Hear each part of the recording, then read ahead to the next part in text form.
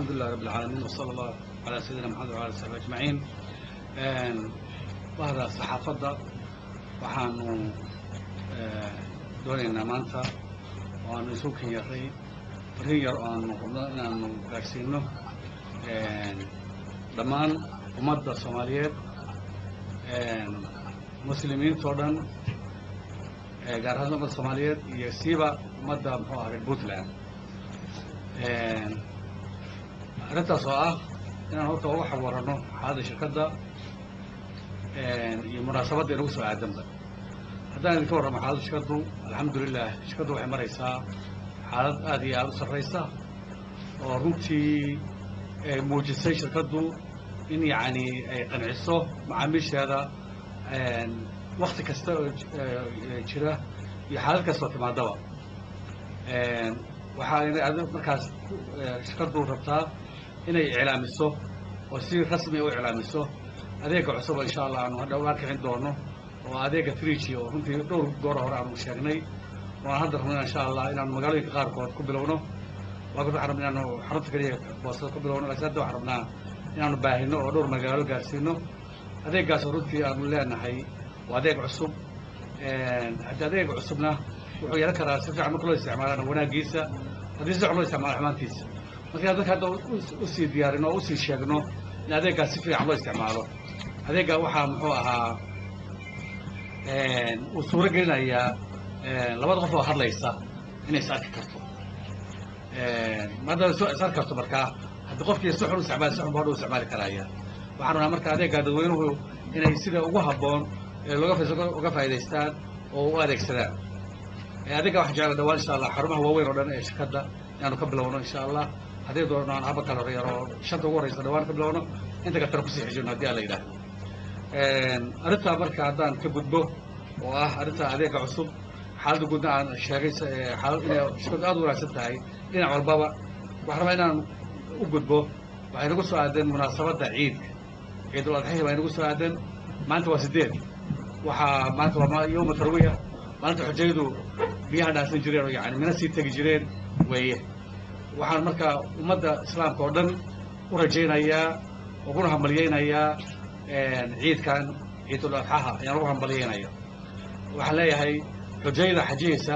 allah ka aqbal xajkooda xajul mabruur wa sacyul mashkuur wa dhanbul maqfuur baan leeyahay intaan xajiyeyna waxaan leeyahay hambalyo ciidda wanaagsan kana faa'iidaysta waxaynu ku jirtaa 10kii casho ee sharafta lahaa ee dilxija maanta waa 8dii tirada waa 9 waa yawm carafa yawm carafana hadda waa maalin soonkeeda aad loo ammaanay oo 2 sano dambigooda lagu dhaafayo dabeedna waxaa ku xigaa maalinta ciidka weynaa oo ayaa ku xigaya marka in laga faa'iidaysto waxaan hambalyadaas noo dirayaa waxaan rabnaa inaan hambalyadaas gaarsiino dhammaan muslimiinta oo dhan gaar ahaan ummadda Soomaaliyeed siiba reer Puntland siiba macaamiisha golis haddaan intaas ku joojiyo hambalyada ciidka waxaan rabaa oo kaleeto inaan ugu bishaareeyo sidii caadada ahayd baa shirkaddu munaasabadaas oo kaleeto inay muxuu ahaa bixiso promotion waxay marka shirkaddu go'aansatay dhammaan macaamiisha shirkadda golis ee prepaidka ah qof kastaba inta uu ku shubto in 25 loogu daro ninkii $100 ku shubta haddii 25 baa loogu sii darayaa marka qofba intuu ku shubto ayay kordhaysaa waxaan marka ku boorinayaa yaan lagaa badsan oo muxuu ahaa lagaga dheerayn hadda adigu hadda $1 kaliya ku shubatid $150 kaad helaysaa haddaa $100 ku shubatidna $150 baad helaysaa ninba intuu weelkiisu leeyahay ayuu wuxuu helayaa noqon doonaa sidoo kale macaamiisha postpaidka ah maanta iyaga aan lacag lagu shubayn waxaan u samaynay iyagana qiimo dhimis u dhiganta 20% waxaan u samaynay oo insha Allah iyaguna helayaan kolka sidaan ama gudaha ama dibadda haadee kolashu waa prepaidka waa 50% postpaidka waa 20% weeye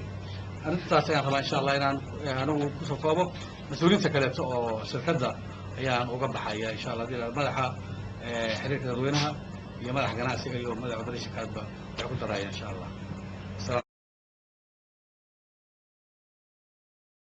بسم الله الرحمن الرحيم الحمد لله رب العالمين والصلاة والسلام على رسول الله صلى الله عليه وسلم sidaad maqlayseen maariya shirkadda ayaa marka muhiimadiisa sheegay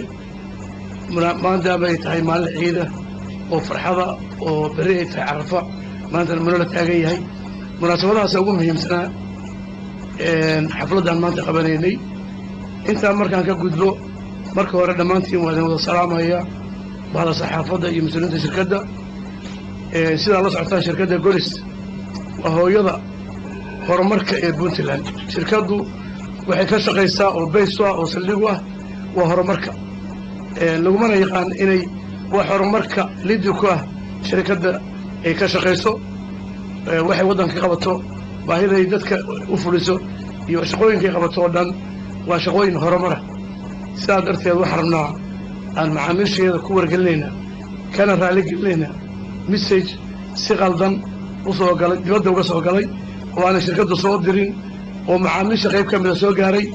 messagekaasoo ahaa message abuuray khalkhal iyo nabadgelyo xumo ku abuuray deegaanka shirkadduna aanu ahayn message iyadu soo dirtay arrintaasaan rabnay iyada lafteeda inaan fursaddan ciiddaa kaga faa'iidaysanno inaanu macaamiisheeda mar koowaad iyo mar labaad iyo mar saddexaad baan ka raaligelino inaanu ahayn message ka yimi shirkadda golis si qaldan ayuu uga soo galay dibadda waad ogtihiin baada saxaafaddu si fiican bay la socotaa aaladda shabakadaha ama networkyada jira meel walba wax laska soo marin karaa virus baa meel kasta ka soo disa marka message virus aan kaga yimi bannaanka buu ahaa haddana insha allah baaritaankiisa ayaanu ku jiraa meelihii ka yimi inaan wax ka qabanno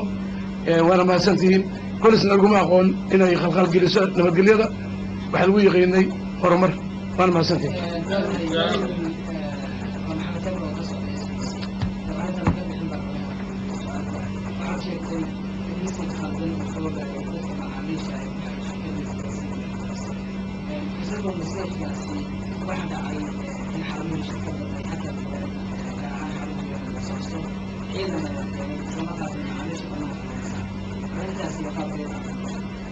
waa mahadsantihiin messagekani markuu dhacay haddii message si khaldan bulshada usoo gaaray ayaa soo gaaray xukuumaddu arrintaas waxay usoo dirtay ciidamo kadibna maamulka iyo maamulka shirkadda iyo dawladda way ka wada hadleen hawshaasna waana dhameeyey waana xalliyey waana mahadsantay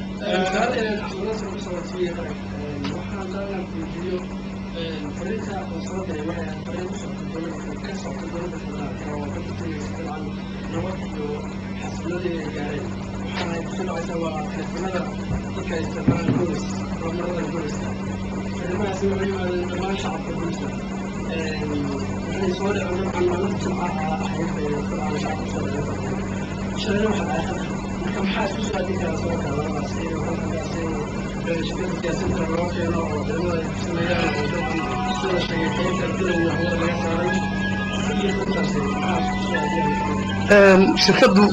waxay ka shaqaysaa masaalix bulshada waana shirkad private ah oo shirkad ganacsiya maaha shirkad siyaasadeed masajid siyaasadeedna shaqadeeda maaha marka messageku maadaama si qaldan usoo galay message siyaasadaysanna uu ahaa ayaan rabnaa inaan mar labaad iyo mar saddexaad ba ka raaligelino qaladkii dhacayna maamulka shirkadda iyo dawladdu way iska afgarteen waana la xalliyey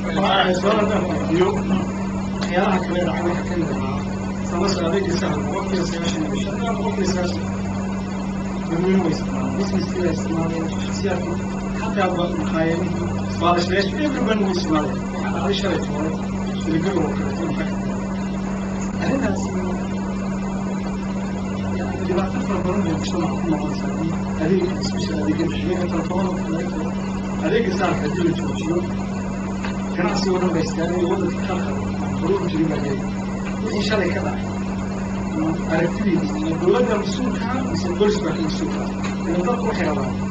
in wixii socday ama shaqadii socotay aan la dhex gelin marka maysan ahayn diyacka marka laga yaabo bolis lafteeda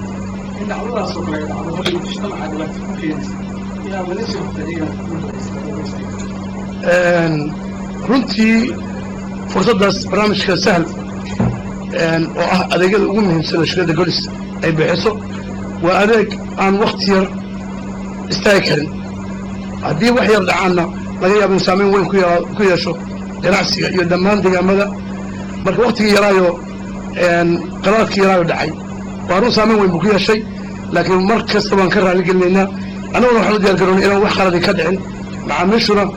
inaan hor istaagin baahidii qaladkii dhacay waana la xalliyey hawshaas way dhammaystiratay waana ka raaligelina macaamiisha waqtiga yarada adeegaas korsa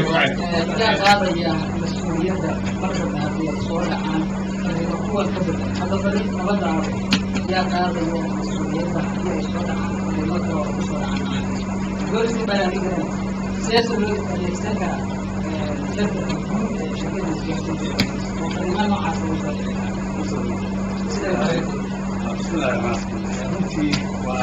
الرحيم